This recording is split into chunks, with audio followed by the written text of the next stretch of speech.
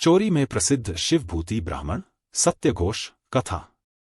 श्री गौतम गणधर को नमस्कार कर श्रेणिक ने नम्रता से पूछा कि स्वामी, चोरी करने में किसने दुख भोगे हैं, उसकी कथा कहिए। गणधर ने कहा, श्रेणिक, तुमने यह प्रश्न बहुत अच्छा किया। चोरी के करने से दुख तो बहुतों को उठाने पड़े हैं, परंतु सब में अधिक प्रसिद्ध शिवभूति हुआ है, इसलिए उसी की कथा तुम्हें कही जाती है। इस कथा में यह बात खुलासा बतलाई जाएगी कि शिवभूति ने किस तरह तो चोरी की और उसे इससे किस तरह का दुख उठाना पड़ा है। तुम ध्यान से इस उपाख्यान को सुनो, क्योंकि कथाओं का सुनना भी धर्म प्राप्ति का कारण है। भारतवर्ष के अंतर्गत बनारस शहर है। उसके राजा का नाम है जय सिंह।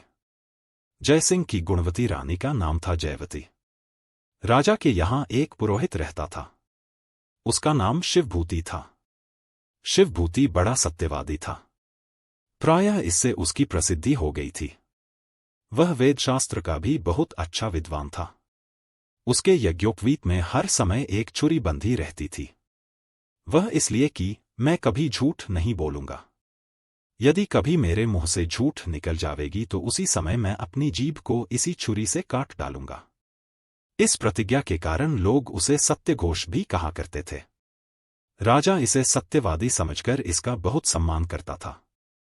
इसी विश्वास के कारण लोग इसके यहां अपना अमानत धन रख जाया करते थे। एक दिन पद्मपुर का सेठ धनपाल बनारस आया। उसने वहां के लोगों से पूछा कि मुझे अपना धन अमानत रखना है, उसे किसके यहां रखूं, जिससे मुझे फिर दुख न उठाना पड़े। लोगों के कहे माफिक धनपाल सत्यघोष के पास गया और पुरोहित जी से विनय कर उनके सामने आप बैठ गया। पुरोहित महाराज ने भी सेठ का उचित आदर कर उससे पूछा, आप किस लिए यहां आए हैं, कुछ सेवा हो तो कहिए, उसे करने को मैं सर्वथा तैयार हूं। उत्तर में सेठ ने कहा, महाराज, मुझे कहीं दूसरे देश जाना है। मैं अपना सब धन साथ ले जाना उचित नहीं समझता, क्योंकि नहीं मालूम क्षण भर में क्या हो जाए और फिर मुझे दुख में दिन काटना पड़े।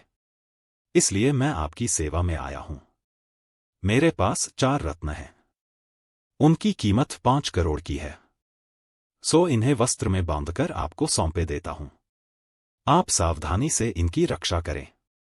यदि दैवयोग से कदाचित मुझे धनहानि उठानी पड़े तो फिर मैं इनके द्वारा अपनी जीवन यात्रा अच्छी तरह निर्वाह कर सकूंगा।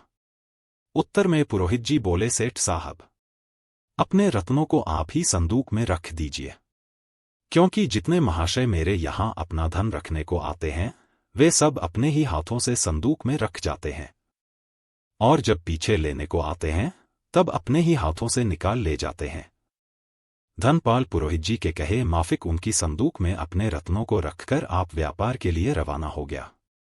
धनपाल 12 वर्ष तक बाहर रहा और वहां उसने व्यापार करके बहुत धन कमाया। जब वह जहाज के द्वारा अपने देश की ओर लौट रहा था तब रास्ते में दैव दुर्विपाक से उसका जहाज टक्कर खाकर टुकड़े टुकड़े हो गया। धनपाल का धन तो जहाज के साथ ही समुद्र में डूब गया, परंतु उसे एक लकड़े का टुकड़ा हाथ लग गया। उसके सहारे वह बेचारा कठिनाइयों को उठाता हुआ मुश्किल से समुद्र के किनारे पहुंचकर अपने शहर में आ गया। जिन मंदिर में जाकर उसने भगवान के दर्शन किए और 2 दिन तक वहीं ठहरकर वह तीसरे दिन पुरोहित महाराज के पास पहुंचा। पुरोहित जी ने उसे आता हुआ देखकर एक चाल चली, वह यह कि आप झट से नाक के आगे हाथ रखकर अपने पास बैठे हुए लोगों से बोल उठे कि शकुन के द्वारा जान पड़ता है कि आज कोई भारी कलंक मुझे लगेगा। इतने में फटे कपड़े पहने हुए धनपाल वहीं आ उपस्थित हुआ और दूर ही से नमस्कार कर पुरोहित जी के सन्मुख बैठ गया। उसने पुरोहित जी से बोला, महाराज, मैं आपसे कहकर समुद्र यात्रा करने को गया था, परंतु दैव दुर्विपाक से जहाज नष्ट हो गया और मेरी यह दुर्दशा हुई है। आप मेरी अमानत वस्तु दे दीजिए। कुछ सुने की तरह पुरोहित जी ने कहा, समुद्र में जहाज के डूबने से यह दशा हुई, तुझे कुछ जरूरत है, अच्छा ठहर, कुछ दाम दिलवाए देता हूं, जिससे तू फिर अपना प्रबंध कर लेना। पुरोहित का कहना सुनते ही सेठ महाशय का रहा सहा धैर्य भी जाता रहा। बड़ी ही मुश्किल से वह बोला कि पुरोहित जी, यह आप क्या कहते हैं, मुझे आपके दान की जरूरत नहीं है, आप तो मेरे रखे हुए रत्नों को ही दे डालिए। आपकी कृपा का मैं बड़ा ही आभारी होऊंगा। रत्नों का नाम सुनते ही पुरोहित जी के कपट क्रोध का कुछ ठिकाना न रहा।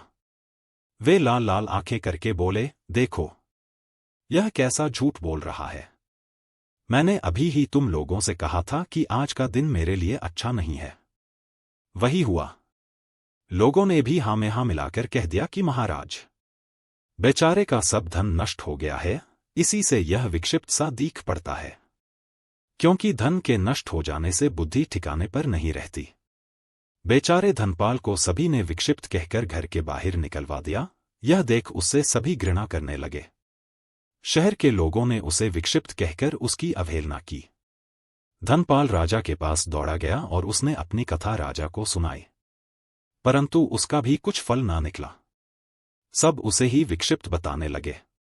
बेचारा धनपाल बड़ी चिंता में पड़ा। एक तो उसका सब धन नष्ट हो गया और दूसरे उसे ही सब बुरा कहने लगे। यह अपने निर्वाह का कुछ उपाय न देखकर जिन मंदिर में ही रहने लगा। जो श्रावक इसे भोजन के लिए लिवा ले जाते, उन्हीं के यहाँ यह भोजन कर आया करता था और मंदिर में रहा करता था। किसी ने इसके कहने का विश्वास न किया, किंतु उल्टा इसे ही सब लोग दोषी बताने लगे। अंत में जब इसे अपने छुटकारे का कोई उपाय न दिख पड़ा, तब इसे एक युक्ति सूझी। वह यह कि जब आधी रात होती, तब यह जिन मंदिर से निकलकर राजा के महल के पीछे जाता और वहां एक वृक्ष के ऊपर चढ़कर बड़े जोर से चिल्लाता कि महाराज, आप धर्म और अधर्म के विचार करने वाले हैं। आपको मेरी प्रार्थना पर ध्यान देना चाहिए। जब मैं समुद्र यात्रा करने को गया था, तब आपके लोभी पुरोहित के पास 5 करोड़ की लागत के 4 रत्न अमानत रख गया था। उन्हें अब पुरोहित जी देते नहीं हैं। आप मेरे रत्न मुझे दिलवा दीजिए। इसी तरह प्रतिदिन वह चिल्लाने लगा। ऐसा करना उसका प्रतिदिन का नियम सा हो गया। ऐसा करते करते उसे बहुत दिन बीत गए। एक दिन की बात है कि अवसर पाकर जयसिंह की रानी जयवती ने अपने स्वामी से कहा कि प्राणनाथ, देखो, बेचारा यह दरिद्री रोज इसी तरह चिल्लाया करता है। आपको कुछ तो इसके विषय की जांच करनी चाहिए। महाराज ने यह कहकर कि यह विक्षिप्त हो गया है, रानी के कहने पर कुछ ध्यान नहीं दिया। महारानी फिर बोली, आप नाहक इसे विक्षिप्त कहते हैं। इसके न्याय की ओर आपका लक्ष्य ही नहीं जाता। उत्तर में महाराज बोले, यही सही। यदि तुम इसे निर्दोष समझती हो, तो इसके विचार का भार भी मैं तुम्हें ही सौंपे देता हूं। तुम इसका ठीक ठीक निर्णय करो कि वास्तव में अपराधी कौन है। महाराज की यह बात महारानी ने स्वीकार की और इस विषय की परीक्षा का भार अपने ऊपर लेकर वह महाराज से बोली कि एक बात आपको करनी होगी, वह यह कि अभी आपको कहीं जाना न चाहिए। महारानी के कहे अनुसार महाराज वहां से न जाकर अंतःपुर ही में ठहरे रहे। महारानी ने महाराज से जुआ खेलना आरंभ किया।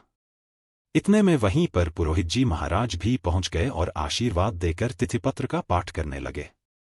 जब अपना पाठ पूरा कर चुके, तब महारानी ने उनसे कहा, आइए महाराज, आज तो आप भी हमारे साथ खेलिए। सुनकर पुरोहित जी बोले, महारानी जी, भला यह कैसे हो सकेगा? मैं क्षुद्र पुरुष आपके साथ कैसे खेल सकता हूं? महारानी बोली, वाह, आपने यह अच्छा कारण बतलाया। क्या पिता पुत्री के साथ नहीं खेल सकता? महाराज ने भी महारानी के वचनों का समर्थन कर कह दिया कि पुरोहित जी खेलिए, इसमें क्या दोष है। महाराज के आग्रह से बेचारे पुरोहित जी को खेलना ही पड़ा। खेलते खेलते महारानी ने अपनी चतुरता से पुरोहित जी के द्वारा गत दिन के भोजन का सब हाल जान लिया। बेचारे पुरोहित जी को इतनी अक्ल कहाँ जो रानी के आशय को समझ जाए। इसी से उन्होंने घर की सब बातें रानी से कह दी। इसके बाद जयवती ने ये सब बातें नेत्र के इशारे से अपनी दासी को समझाकर उसे पुरोहित जी के मकान पर भेजी। दासी ने पुरोहित के घर पर जाकर वे सब बातें उनकी स्त्री से कह सुनाई और उन रत्नों को उससे मांगे जो पुरोहित जी ने धनपाल के रख लिए थे। वह बिगड़कर बोली कि चली जा यहां से, मेरे पास कोई रत्न नहीं है। दासी ने जाकर यह हाल अपनी स्वामिनी से कह दिया। जयवती ने अपनी युक्ति का उपयोग न निकला देखकर दूसरी युक्ति निकाली। वह पुरोहित जी से बोली कि महाराज, अब से ऐसा कीजिए कि यदि आप मुझे खेल में हरा देंगे, तब तो मैं अपनी अंगूठी आपको दे दूंगी, और यदि आप हार जावेंगे तो आपको अपनी अंगूठी दे देनी होगी। पुरोहित जी ने लोभ में आकर यह स्वीकार कर लिया और अब वे वास्तविक हार जीत के साथ खेलने लगे। पहली ही बार पुरोहित जी से महारानी ने अंगूठी जीत ली और उसे गुप्त रीति से अपनी दासी के हाथ देकर पुरोहित जी के घर पर भेजी। दासी ने जाकर वह अंगूठी पुरोहित जी की स्त्री को दिखाई और कहा कि अब तो तुम्हें मेरा विश्वास हुआ कि मुझे पुरोहित जी ने ही भेजी है।